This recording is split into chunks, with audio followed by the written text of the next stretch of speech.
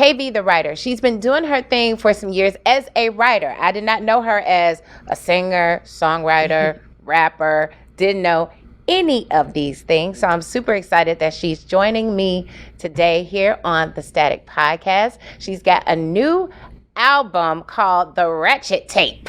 And I'm telling you, it's pretty ratchet. But in a good way. It takes you back to the times of, like, I don't know, Foxy Brown, maybe? That's what she's giving me. So make sure you stick around for my conversation with her today. Like I said, we're brought to you by the Hester Group. It's a law office with a 12-year proven track record of success. Make sure you contact them if you've been involved in a serious car accident and you want to get paid. You want to make sure you're well compensated. Make sure you contact them so they can handle your case today as well. 314-652-4321. But remember, the choice of an attorney is an important one and should not be based solely upon advertisements.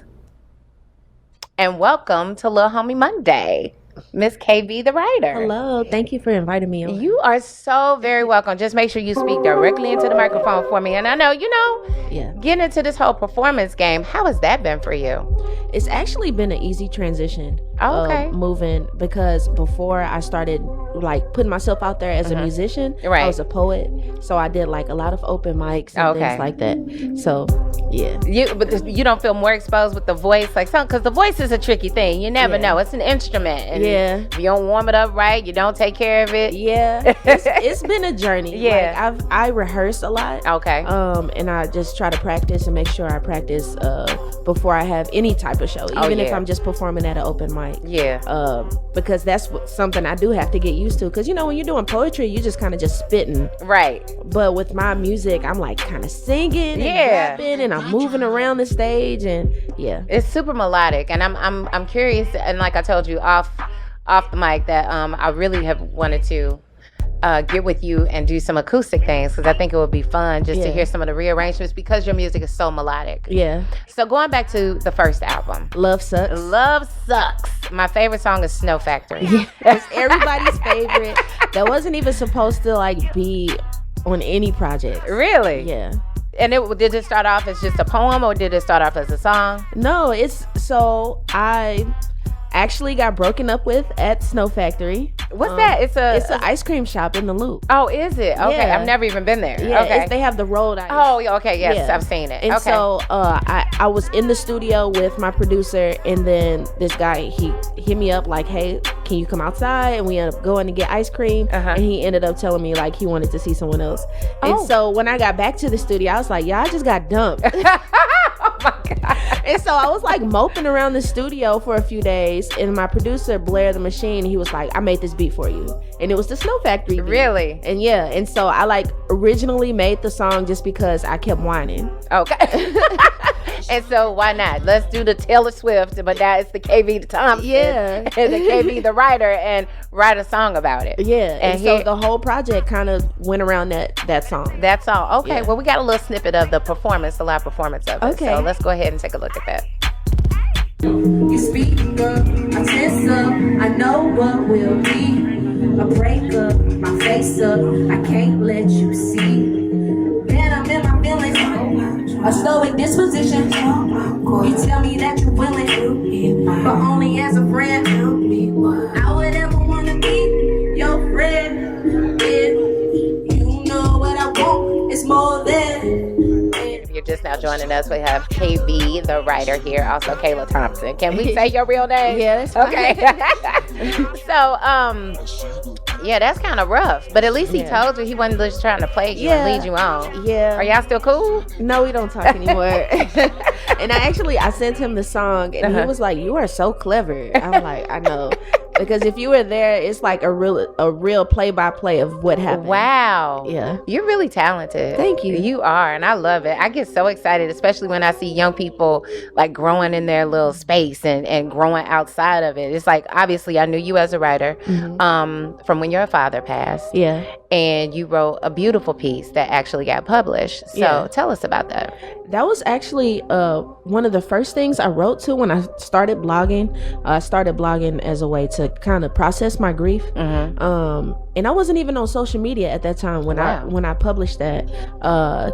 And like I remember my uncles and family was calling me like, "Hey, Kayla, everybody's sharing this." Right. And when I got back on social media, I'm like, "Oh, this thing went viral." Right. Yeah, it was pretty cool because I think that was like the second blog piece I ever wrote or ever published. Now. And so after that, it was kind of like, yeah, and they want more from you. Yeah. So did you always, were you one of these creative writing students like in high school or anything, or did you just? Oh, okay. I was in high school. I used to perform like poetry at like our Black History programs. In college, I used to host the open mics and things like that. Oh, okay, cool. So this is a natural transition for you. Yeah. So getting back into the first album, Love Sucks, which I love, by the way, because I had to go back and listen to that once I fell in love with the Rachet Tape. So we got Seat Back. Tell me about how this song came about. It's a real story too. And that's why I totally related to it. I was like, could you be like, push my seat back the way it was? Right. Before my man be like, who was in the car? Exactly. So I was actually picking up my producer and we were going to the studio, and then when he got in the car, the seat was like laid all the way back, and he looked at me and he was like, "You had a dude in your car?" And I was like, "Yeah." And so like that kind of spurred the idea of the Seat Back song. Exactly, because that is so, man, because that could start a whole chain of, and you like, it was just an innocent ride. I took my coworker home or whatever, and it's just like, to put my seat back the way it was. I feel like men do that on purpose. They let your seat all the way back on purpose. Oh, yeah, it's like pissing on a tree, so to speak. Yeah. Okay. So we have a little bit of that too, and I love the hook. Yeah. Check this out. You let my seat back. You let my seat back. And then you let my seat back. Actually, let my seat back. You let my seat back. You let my seat back. And then you let my seat back. What my nigga gon' say? That man gon' go crack. Hope he don't see the backwards you left in my backseat. What my nigga gon' say? That man gon' go crack. Hope he don't see the backwards. If you're just now joining us, that is KB, the writer, performing Seat Back. Where were you? Were you at the Ready Room? That was the Monocle. Oh, okay. Where is that? All of these little places. The Grove on Manchester. Okay. It's so many different performance places in St. Louis right now. We're in a building that has one now. So it's all kinds of dope places for artists to get off their stuff. A few years ago, it just wasn't like this. Yeah, no. Yeah, it's like everything. It's like we got the space for y'all to come and create here in St. Louis. So if you're just now tuning in, know this. This is a great city for upcoming artists to really get their performance chops off, because I think that's really important. But you have left us. Yeah. And relocated. I did. To Atlanta. Why? So I'm like kind of back and forth between St. Louis and Atlanta. I feel like I moved June like 8th, and I've been here as much as I've been there. Okay.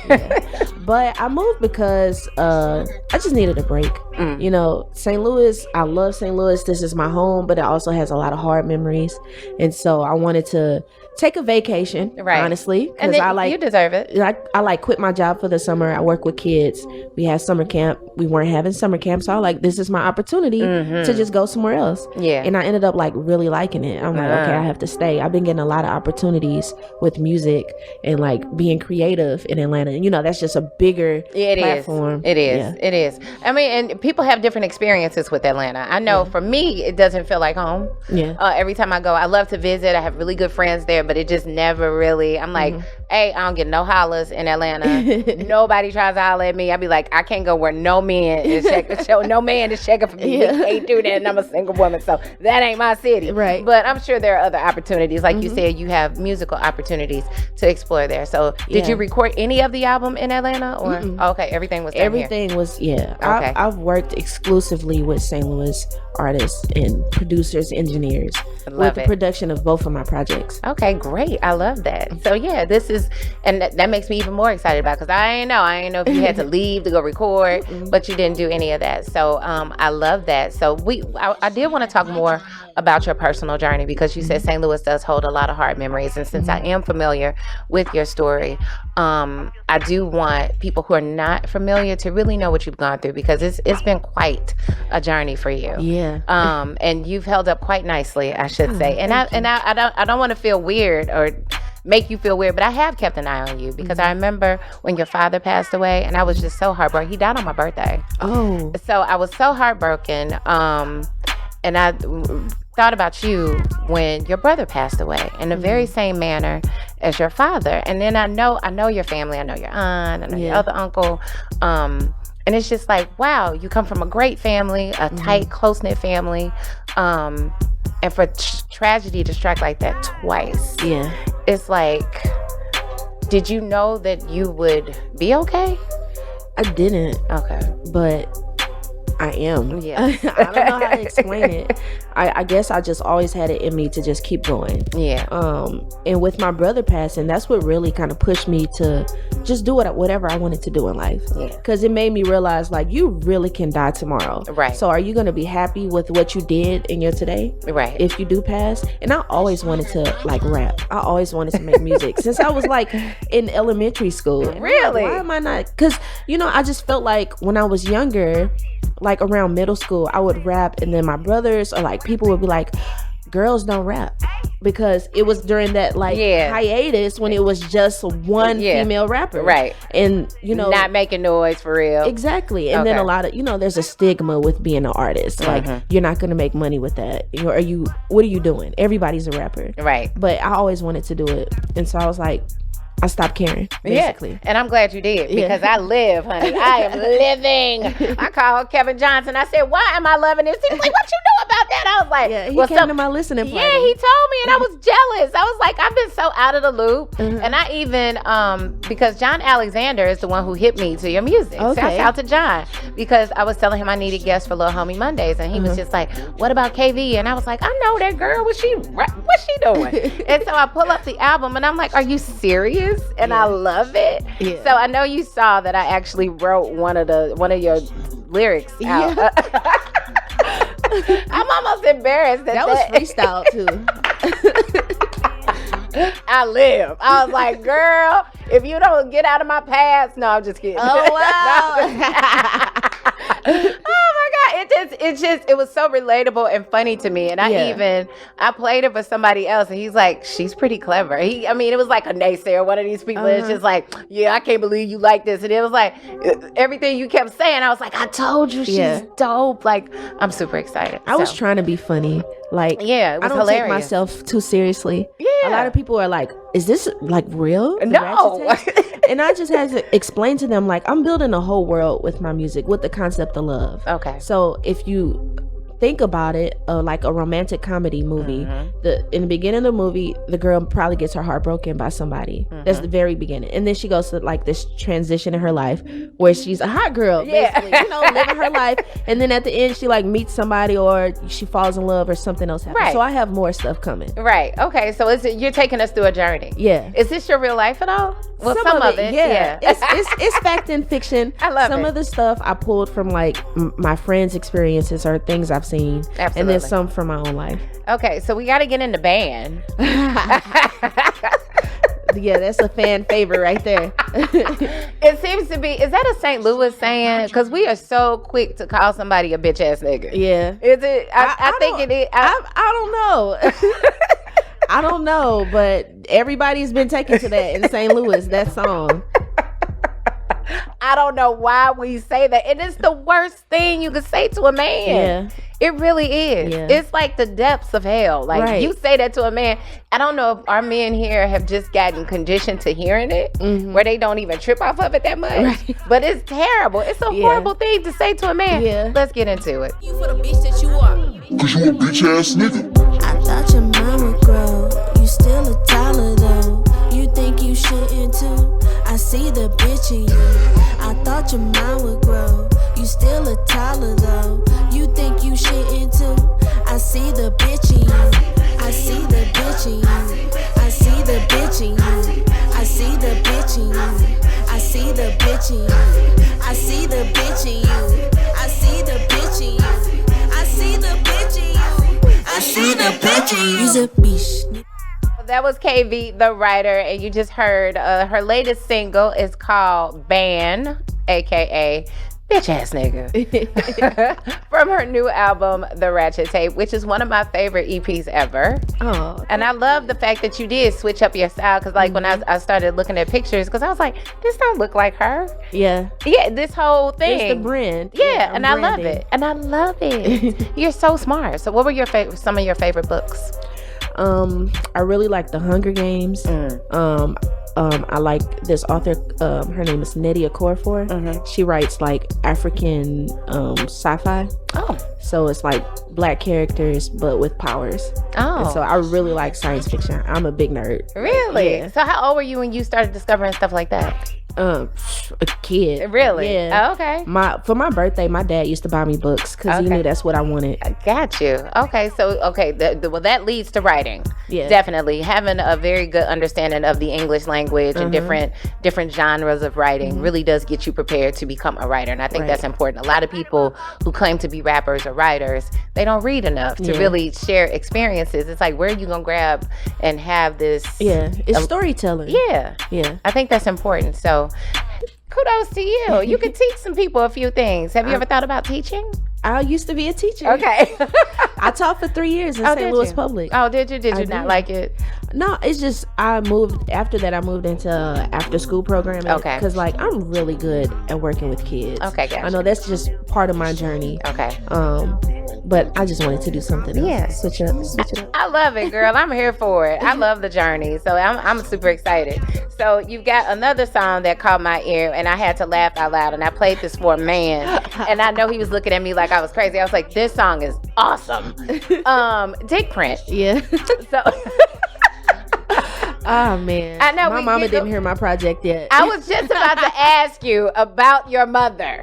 So her first time hearing it was my when I performed it for the first time. I performed it at Art Mimosas and Pancakes like a week ago. Oh wow. And when I performed Dick Print, her face was just like and I had to say something during the performance. I'm like, hey, I'm sorry. I was like, y'all, this is my mama first time hearing this song. She got the real that day. Yeah. I know. She was like, okay, did y'all have a talk about it later, or she was the like, reaction? So Love Sucks is also very raunchy, but I think I was a little more subtle with it. Okay. Yeah, and so like she knows that I'm a little raunchy. Right, okay. Well, yeah, no, it definitely came out in the Rachet Tape. And maybe if she didn't know what the word ratchet meant, she definitely got an understanding of it now. Because this just took it over the top. And it does. It gives me back to that, like, ain't no nigga like the one I got. Like, you know what I'm saying? But it's like cute and playful, but it's ridiculous. Yeah. I was trying to be ridiculous, though. That was the whole point. But you totally succeeded. I totally get it, and I love it. I can't stop gushing about this damn record, okay, at all. Like, I'm all over it. The only thing that I don't have the clean versions. I have them now because I know you sent me the DJ pack, but I don't want to listen to the clean versions when my daughter's in the car. Yeah, no, I just won't play it until she gets out. Yeah. And I can ride and be ratchet to myself. So, yeah, I want everybody to know about both of your projects. Love Sucks, the Rachet Tape. Make sure you pick them up. They're streaming on all streaming platforms right now. You can pick them for free too. If you don't have a streaming platform, it's on SoundCloud and Audio Mac. There you go. Tell them where they can get it, and I love it. So what's the next for you? So I have one more project that kind of falls in this realm of love. Okay. And I'm trying to decide when I should release it because a lot of people were like, you just dropped the project. Who do you think you are, Lil Wayne? Because it was literally like 2 months between Love Sucks and the Rachet Tape. But I had to drop the Rachet Tape during the summer, and then I really want to drop something during cuffing season. Oh, okay. So look out for that. Okay, so ride this one out, though. I want you to keep promoting this. Don't stop. But you have a performance coming up in St. Louis. When is it? August 16th. Okay. Blank Fest. It will be at Blank Space. That's why I said I'm always in St. Louis. Right. I'm in Atlanta. I have performances in Atlanta, too. I think I have one August 24th in Atlanta. All right. And your uncle is down there doing his thing. I'm sure he's helping. Yeah. Kwame Thompson. Yeah. He's doing his thing. He loves trap music, so he's all over everybody. Yeah, he's all over. I mean, because that's kind of our era too, where we like the Monastery days, and when we were out, we were really. It was a strong club presence. The East Side was still popping in, and I was like a little kid at Club Isis at like 2-3 in the morning upstairs, of course. But since they were running the club, I would be like, can we meet the celebrities? Right, of course. So you got like backstage access to a lot of things. So it's like the background to your childhood, really. Yeah. And it's just like that's why when I listened to it, I was like, girl, you take me back to like the mono and the spotlight, and when I was just out here just living life, being right. a young woman, a young single woman in St. Louis. So Right. definitely, if you grew up in St. Louis, you'll be able to relate to this project. You'll probably laugh with your girlfriends. This Yeah. would have been perfect music to ride to the Mary J. Blige concert to last night. So yeah, I really appreciated it. So continued success. I'm looking for the third installment from this whole love trilogy thing. When do you think it might? You said cuffing season, so Cuffing October. We gonna see. Okay. Because I do have to push the Rachet Tape. Because you know it. You feel this one. Yeah. Yeah. Like I've seen the growth from Love Sucks to this one. Mm-hmm. It was just like streams, just the reach has been way more, and I feel like I didn't market this one as much as I did the Love Sucks, but the music is speaking for itself. And that's weird because had I known about Love Sucks, I would have been all over that too. Yeah. But I didn't know. But I'm getting people that are hearing about me going back Yeah. to that, and it sounds so different. So like they're gonna get different sounds. The next project is gonna sound different from these two. Really? Well, it might sound different, but it still feels the same because Yeah. it's still ridiculous, kind of. And it's and your writing is really clever. And that is one thing that the person who I share music with all the time, he was like, she can really write. And that says a lot because a lot of people can't. So I think you're going to have a very long career. And I'm not just saying that. thank I'm you. really excited for you. Thank so make sure you pick up her projects. Make sure you follow her. Talk to that camera Yes. right there and tell them where Follow they can me find you. on everything. KV the Writer at Twitter is no spaces. I have a website, kvthewriter.com, Instagram, KV the Writer, Facebook, KV the Writer. Google me at KV the Writer. I'm all over the place. I love it. You better get to it and get hip to KB the Writer. Thank you so much for stopping by. Thank you. Thank you for having me. Oh, Thank you. always. You're more than welcome to come back. So, hey, that's been the Static Podcast today. You make sure you check for this woman's music because it is incredible and I'm losing my earrings. But listen, we are brought to you by the Hester Group. It's a law office with a 12-year proven track record of success. You make sure you contact them if you've been involved in a serious car accident. You need some help. Call them today,